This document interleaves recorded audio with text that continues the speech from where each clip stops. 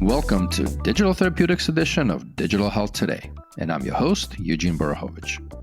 In the last episode, I had the absolute pleasure of speaking with Mike Pace, the CEO and founder of Palm Health Co. We went deep into commercial frameworks for digital therapies in US and beyond. But it's also super important to understand the journey these trailblazing companies need to take from the regulatory perspective. The complexities of the process, the choices to be made by these entrepreneurs as they're knee-deep in product development. For this, we invited Jason Brooke, who is a medical device attorney and regulatory quality advisor. But before we dive in, I was chatting with Chris Bergstrom, president of Amalgam RX, and the discussion went into regulatory frameworks. What else? And Chris recommended I speak with Jason. Jason and I thoroughly enjoyed our first ever meeting, and right there and then, I decided to pop the magic question. Would you do me the honor of being on the DTX podcast? And he said yes. I hope you enjoy my conversation with Jason Brooke. Jason, welcome to the DTX podcast. For our listeners, would love to get to know you, who you are, your background, and how you got to the digital therapeutic space. And as always, would love to learn a small, interesting fact about yourself. Yeah, it's a pleasure to be here, Eugene. So my background is medical devices. Generally, I've been in the medical device industry for nearly 20 years now. I started out trained as an engineer, biomedical engineer, and went into the industry in a large medical device company that was called Guidant Corporation as a scientist, where I developed algorithms for pacemakers, defibrillators, neurostim devices, ran clinical trials for testing and proving out those algorithms. And then I became an attorney, focused on the medical device industry, and particularly focused on what was, I guess, at the time called the mobile health industry, now the digital health industry, and really focused on helping companies, large and small, domestic, foreign, kind of understand the FDA regulatory requirements and help them achieve compliance and get their products into the market and stay out of trouble once they get their products into market. Interesting fact about me, I guess, I'm an entrepreneur in the medical device industry, an inventor. I started my own medical device company about a decade ago and have about 40 patents in medical devices. So, not just kind of a lawyer in helping companies, but really digging in as an entrepreneur and understand the operational issues, and which helps me help clients in this space. And this is part of the reason why you're on this show, because it is very difficult to find people that have engineering background that actually have developed some of these algorithms and models, and then a path to FDA approvals as well, and understanding the legal aspects. And then smack in the middle is the entrepreneurship component of it. How do you get this out to the market? So again, welcome, Jason. I was looking forward to this discussion. And last episode we did with Mike Pace around kind of the commercial frameworks. And obviously, in order to get to the commercial frameworks, we need to get to market with either FDA approvals and or regulatory frameworks before you get to the commercial side of things. It's interesting because you mentioned medical devices, and my background back in the day was also kind of infrastructure, software, et cetera. And one thing that we all do know is even medical devices have embedded software. Maybe you can walk us through, roughly a decade or so of the medical device regulation and how that interfaces with the digital therapeutics regulatory frameworks. It's important to keep in mind that the FDA obtained its authority to regulate medical devices, including software and any really innovative application of software, in 1976. And really, the statute at the time has, in my opinion, stood the test of time and was intentionally very broad, giving the FDA the authority to define within this broad definition of a medical device what is appropriate to regulate and how to do that.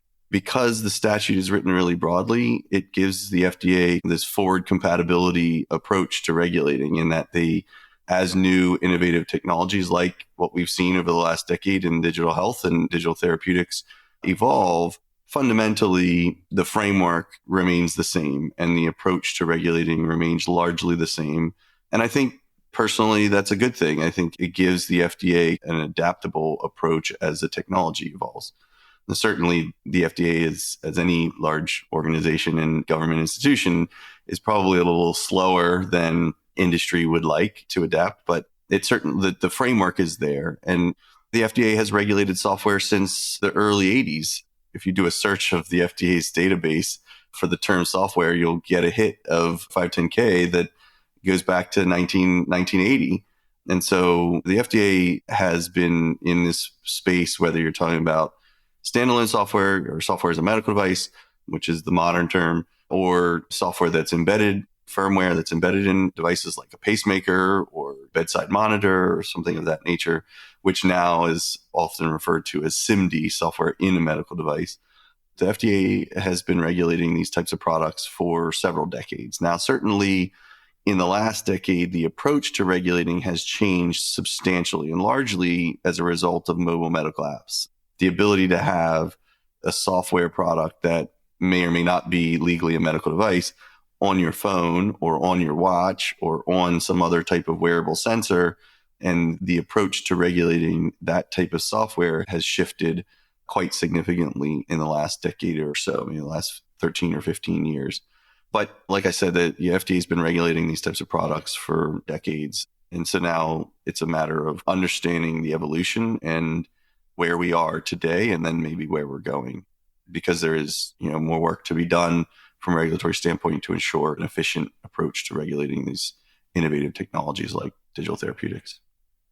And so actually following on to that, maybe just walk us through a little bit. So obviously to your point, FDA has been regulating since I was born, basically. That's a little small interesting fact, 1976. And so maybe again, just let's focus in on digital therapeutics. Are there other options than SAMD for the entrepreneurs going out to market and getting that regulated? B, again, just kind of walk us through what FDA has done specifically around digital therapeutics in the last, as far as you want to rewind back. I don't know that the FDA has done a whole lot specifically to digital therapeutics. I guess I could step back and say, well, what is a digital therapeutic? We could talk for hours on that, of course, right? A pacemaker arguably is a digital therapeutic, but I don't know that that's what most people think of when they think of the term today. But if you think about it as in the sense of a software product that provides some type of therapy like cognitive behavioral therapy, the FDA haven't articulated a broad policy approach to those types of technologies. Today, it's a fairly one-off. They've been, for the last decade, really trying to establish a regulatory framework that allows for certain other types of digital health products to define whether it's a regulated or not. Like I said, I mentioned mobile medical apps guidance that the FDA put out in 2013 originally. And that kind of articulated the dividing line of like what types of software on a smartphone would be, or on a mobile platform more generally, would be regulated versus unregulated. There have been other guidance documents that the FDA has put out related to something called an accessory to a medical device. So if you have a software app or a wearable sensor and it connects to a traditional medical device, then that's regulated. Certainly there's been modifications in the context of like general wellness, and they're working on clinical decision support software, but none of these really touch on digital therapeutics directly. There's certainly efforts in industry, various organizations outside of the FDA who are trying to come up with an approach that would be more specific to digital therapeutics, but nothing at this point that the FDA has articulated that's unique to DTX. And do you feel that that's been somewhat of the challenge for the entrepreneurs and the trailblazers in that space? Because to your point, and I love that discussion, is a pacemaker or any other medical device that actually has software, even if we go under the Digital Therapeutic Alliance definition, it's a software-based intervention. Well, the software in theory is sensing and controlling the device. So again, I don't want to get into the debate of that. My question mainly is around, has that been the biggest challenge, do you think, for the DTX entrepreneurs and trailblazers? Because there is no specific pathway. It's really leveraging other pathways through that process. That's right. I see frequently in the DTX space, that's probably more of a confounding issue, is the relationship between software and actual pharmaceutical therapeutics and the convergence of those types of approaches to treatment. And The pharmaceutical world is just a different universe. And I'm a device guy. I have a personal motto. I don't do drugs personally or professionally. And so I know very little about the pharmaceutical regulatory approach other than the fact that it's pretty different than the medical device approach. And when you converge software that would otherwise fall within the scope of the medical device regulatory framework with pharmaceutical products that have a much more conservative approach to regulation, frankly, than medical devices even, it becomes very problematic to really understand what's the path forward for the product. But in a lot of ways, a lot of organizations that are, software development organizations who are partnering, strategic partners with big pharmaceutical companies, there's a cultural difference that becomes rather a challenge for getting the products through the FDA or through the regulator and into the market. That is probably more problematic than the regulatory framework itself, frankly. We're going to take a quick break and be right back with Jason Brooke, medical device attorney and regulatory quality advisor. So let's go back to what are the options. Is there a benefit for the digital therapeutics entrepreneurs and companies to follow the SAMD? And for our listeners, maybe just describe a little bit what SAMD is and following that pathway? Or is that the only pathway, really? Well, so let's start by saying that SAMD, which is short for software as a medical device, is a term that recently, in the last 5 or 6 years, was used to describe standalone software, where it's a software app, whether you're talking about a mobile app or on a watch or on a web portal or something of that nature, that in and of itself is a medical device. There are only 3 main pathways through the FDA. There are a couple that are for like orphan products, things like that. 3 main ways through the FDA, which is the 510K process, the de novo process, or the PMA process. And the vast majority of medical devices, whether you're talking about SAMD, DTX, et cetera, are going to go through the 510K process, but it relies on, to go through the 510K process, you have to rely on existing medical device that has already gone through the FDA. And for DTX products or any other innovative products, if there is not a predicate, then you have to go through either the PMA process or the de novo process. And the PMA process is the default alternative to the 510K.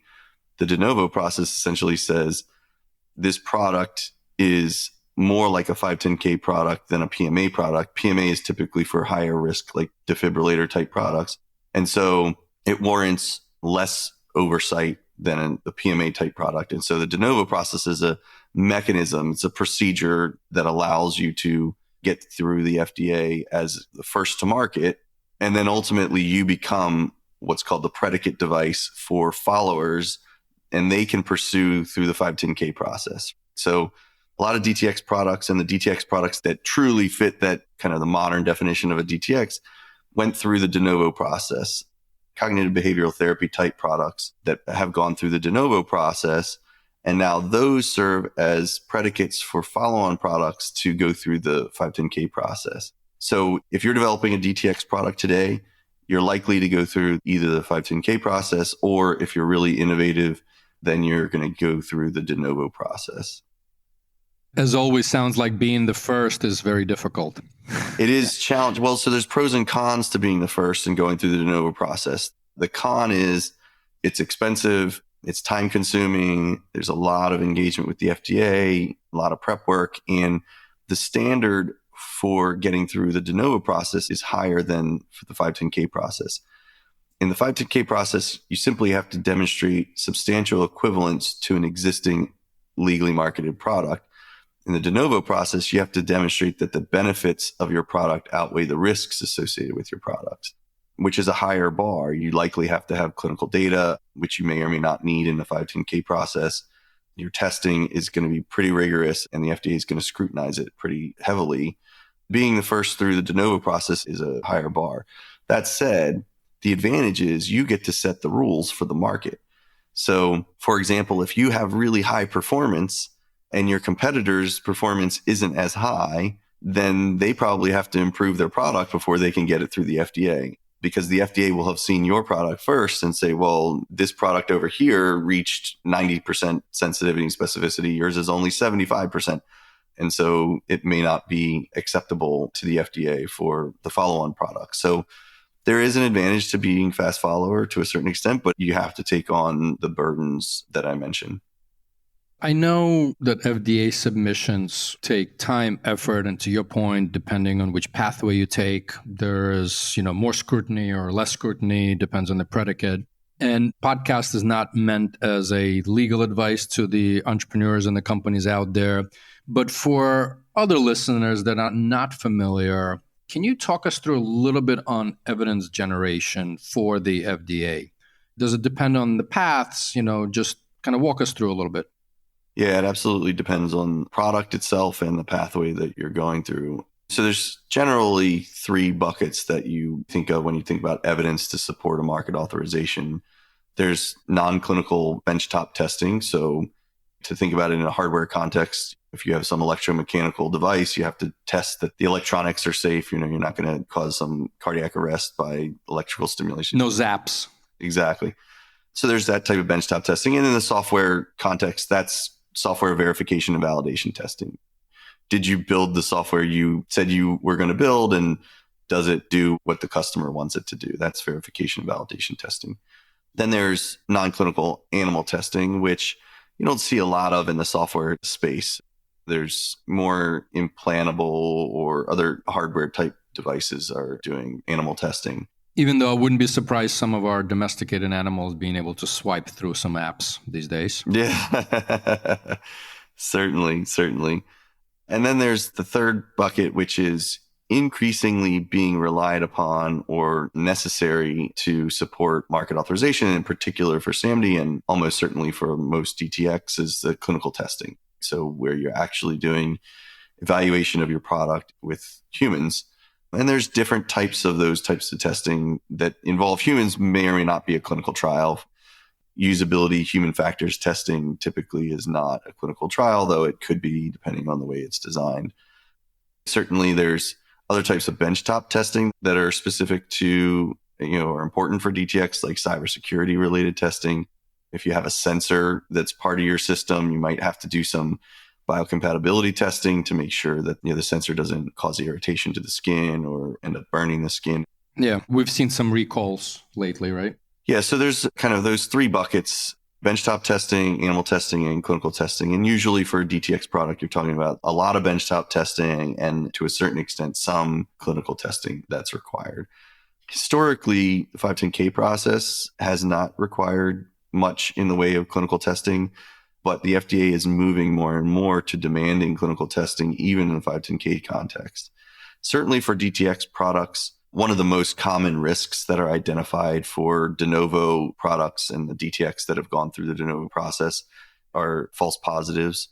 And so the FDA is typically requiring some type of clinical testing to evaluate false positives and false negatives to understand the algorithm's performance from that perspective, so as to evaluate whether the product has a reasonable assurance of safety and effectiveness. And so more and more you should expect that clinical testing would be required for DTX products, whether you're talking about a 510K process or a de novo process.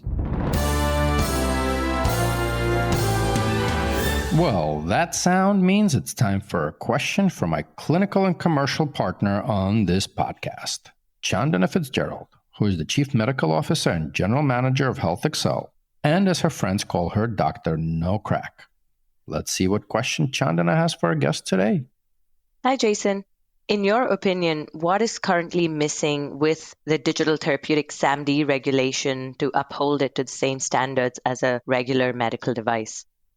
Thanks, Chandana. That's a good question. I don't know that fundamentally DTX, software as a medical device, are being regulated more or less than the standard that other medical devices are being regulated today by the FDA, at least. I will say there are things that are challenges for DTX products that the FDA needs to be more kind of focused on. And one of which is related to the evidence required for market authorization. And we were just talking about kind of the different types of testing and evidence that's used. And I think there's not a real clear understanding as to what type of evidence would be required to support a DTX. And traditionally, with respect to medical devices, as I mentioned, the evidentiary basis is product specific and pathway specific. But for DTX products, it's becoming more and more clear that clinical data would be required. But we don't know that for sure. And we don't know what are the boundaries, what are kind of the reasons for that. And so certainly the FDA and other regulators could do the industry a great service by articulating that more clearly and coming up with some type of framework that speaks to the type of evidence that's required. And much of the conversation to date is around whether a product is regulated or not. But that's just the first question. There are numerous subsequent questions that have to be answered, and we don't know the answers to those. And so the FDA is still stuck on, is a particular product or software as a medical device regulated by the FDA? And then we've got to talk through all the rest of the questions, like what's the appropriate pathway? What's the level of evidence required? Things of that nature. And I'm going to hop in here. And even though you said you don't do drugs earlier, actually, Mike Pace and I, in the previous episode, were discussing that digital therapies are held up to very similar standards as molecules from an evidence generation perspective, right? So, which is sort of an interesting discussion altogether. And whether we're talking about molecules and the clinical trials or medical device or SAMD, there still seems to be overall guidance kind of missing. And I think, part of that, I do understand that FDA has been very open in working with entrepreneurs. I mean, we don't know as an industry what we don't know, right? So kind of working through a lot of that. And, if you think about it, the industry has only been specifically digital therapeutics is 10, 12 years, right? So it's still a young industry as itself as compared to when FDA started regulating 45 years ago, right? Medical devices.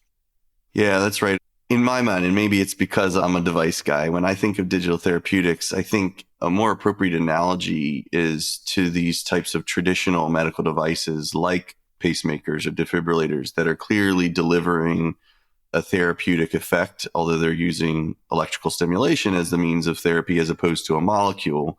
And so I tend to gravitate naturally to those types of products as analogy to digital therapeutic. And I think more realistically, the reasoning is that, as I mentioned, the regulatory approach for molecules is very different. The expectations are much greater. Even when it comes to testing, for example, I've been in conversations where large pharmaceutical companies have looked at software testing methodologies and said that it's unacceptable because it doesn't meet the standard that you would test against for a molecule. And my reaction was, well, one, that's not what the FDA would say. And two, to expect the level of testing of a software product and the documentation associated with the testing for a software product to meet the standard of a molecule is just unrealistic. I would say that we should look at DTX more along the lines of and comparing it against kind of a traditional medical device therapeutic product and look to that as a basis for kind of understanding what is appropriate for evidence to support the product getting through the FDA or any other regulator. You said the magic word, other regulators, Jason. We've been spending time on FDA this whole time, but would love to hear a little bit of the regulatory developments outside of US as it relates to SAMD/digital therapeutics. Sure. So I haven't seen anything outside the United States that's specific to DTX. Certainly, other regulators around the world have been involved in evolving their regulatory approach for software as a medical device for the last decade or so. There's something called the IMDRF, the International Medical Device Regulators Forum, which is an organization that allows representatives from various regulatory bodies around the world to get together and put together policies that are kind of one voice of the various regulators. And they've been fairly prolific over the last decade or two in developing guidance documents that they don't have the force of law in any particular country necessarily, but they're certainly industry understand what the various regulators are thinking. IMDRF includes the FDA, Health Canada, MHRA in the UK, folks from South Korea, as well as China and a few other, and I believe Australia as well. So for the most part, it covers across the globe the major regulatory bodies. They've put out guidance on approaches to building quality management systems for these types of products, as well as clinical evaluation of software as a medical device and various other documents that are helpful and informative. And then each regulator can adopt and apply either those IMDRF documents or something similar as appropriate. And the FDA has done that in a few examples. But when you look at individual regulatory frameworks, certainly the EU has gone to the most conservative, burdensome extreme than almost any other regulator that I'm aware of at this point when it comes to medical devices generally, but also software as a medical device. And I'm sure your listeners are aware that, last year actually just passed the 1-year anniversary of the effective implementation of the EU medical device regulation. And that has significantly increased the burden for software as a medical device companies as well that are wanting to put their medical devices into the market. Some examples of the challenges that regulation has imposed is one, there are fewer notified bodies. So unlike in the US where you submit your application, your market authorization application to the FDA has to review it. There's no choice. They have to review it. Now, they may take extra time to review it, but they have to review it. In the EU, they use a notified body approach, which is a decentralized method for overseeing products in their pre-market stage. And they use for-profit organizations that are overseen by central country-specific competent authorities. And under the old regime, there were 120, 150 notified bodies that you could go to. And so there was plenty of resources to review your product. And now I think that today there are fewer than 30 notified bodies, which means the notified bodies are overworked and don't have the resources to review everyone's application. And so you actually have to be accepted by a notified body. So if you're a DTX company, you come up with this awesome, innovative product, you might not be able to find someone who can review your product to allow you to obtain the CE mark to put your product into the market. And it's taking years multiple years for companies, software as a medical device companies in particular, to get through that process and to get a CE mark under the new EU MDR. So that's a big challenge.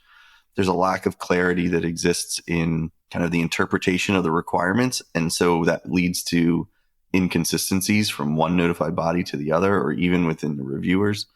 But more importantly, and I think most significantly to DTX companies, because those are process things, those will get cleaned up with time.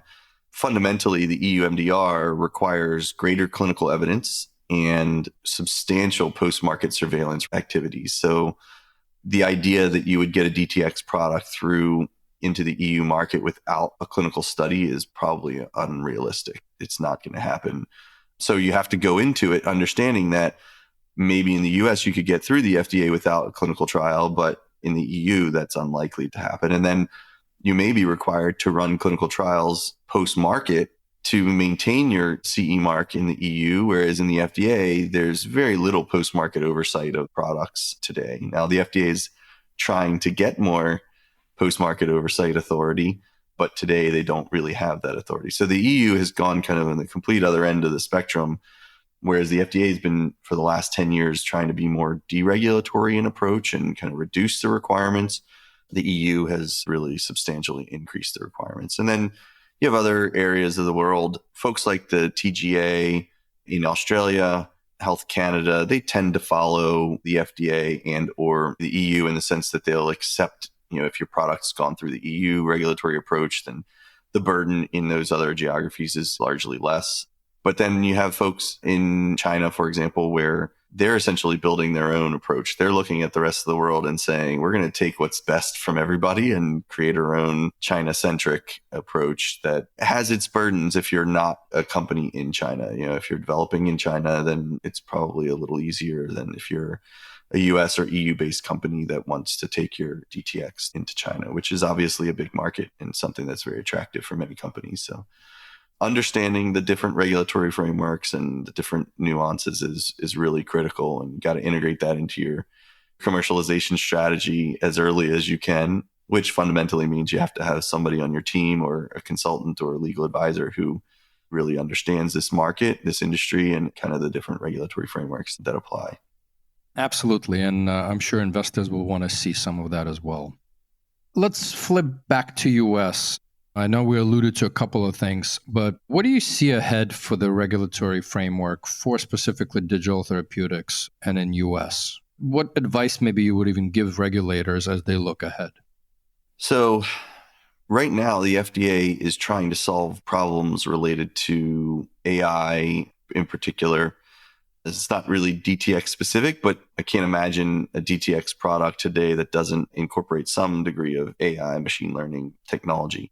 So it does have some implications for DTX products, but it's, the FDA is working on that framework more generally.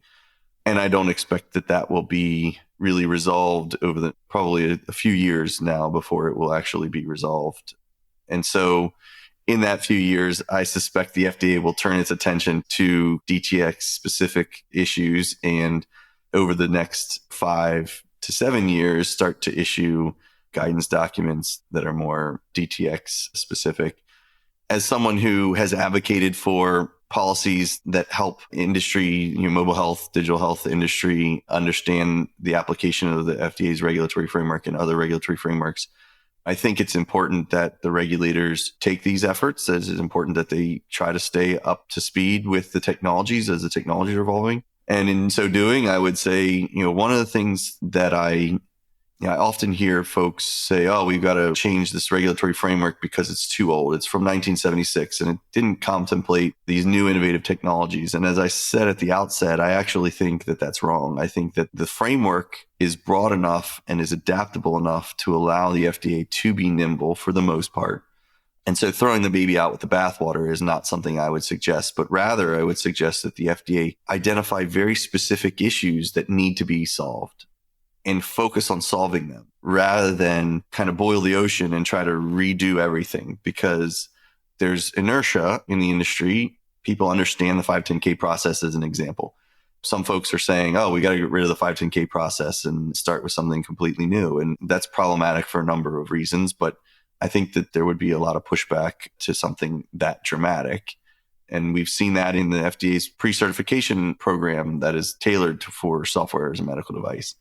So I would say that regulators, whether it's the FDA or any other global regulator, should really be looking at, what is unique about DTX? What are the problems that DTX companies face when trying to navigate the existing regulatory framework, and try to solve those problems, bridge those gaps rather than try to really boil the ocean. The other thing I would say that's really critical is that the regulators should focus on small businesses, because the vast majority of innovators are small companies.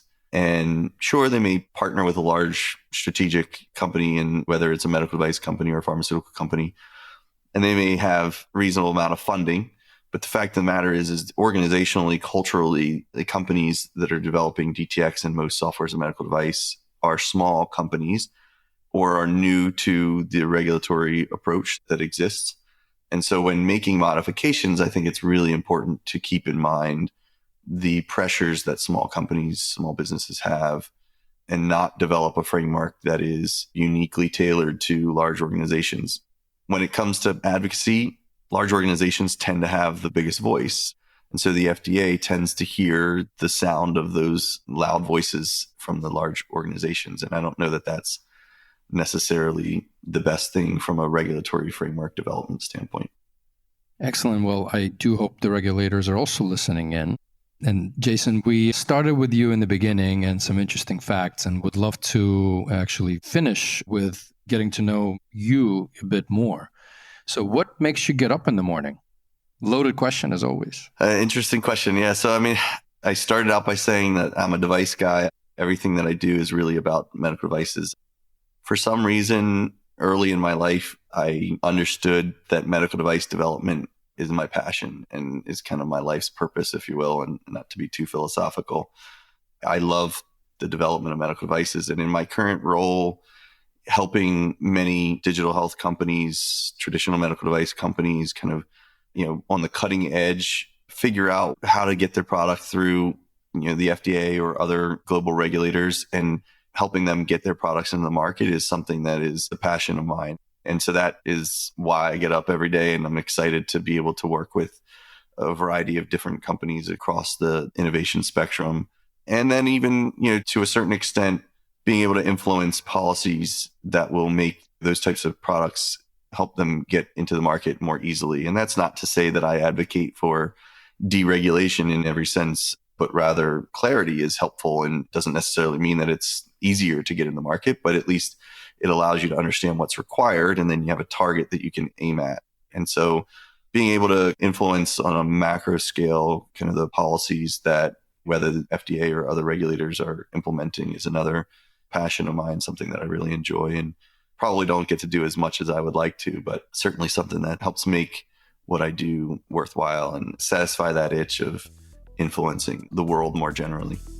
Love it. And thank you for your clarity. I mean, this is a very complex topic that we've been able to somewhat demystify, I hope, for our listeners. So thank you for being here, and thank you for spending the time. It's been a pleasure. Thanks for tuning into the Digital Therapeutics edition of Digital Health Today, a production of Mission-Based Media. Be sure to subscribe to this podcast on your favorite podcast player so you're automatically notified each time I speak with one of these amazing leaders and trailblazers who are forging the path for digital therapeutics. If you'd like to learn more about Your Coach Health or Health Excel, you can find the links to this and more in the show notes for this episode. I'm Eugene Borohovich, and catch you next time.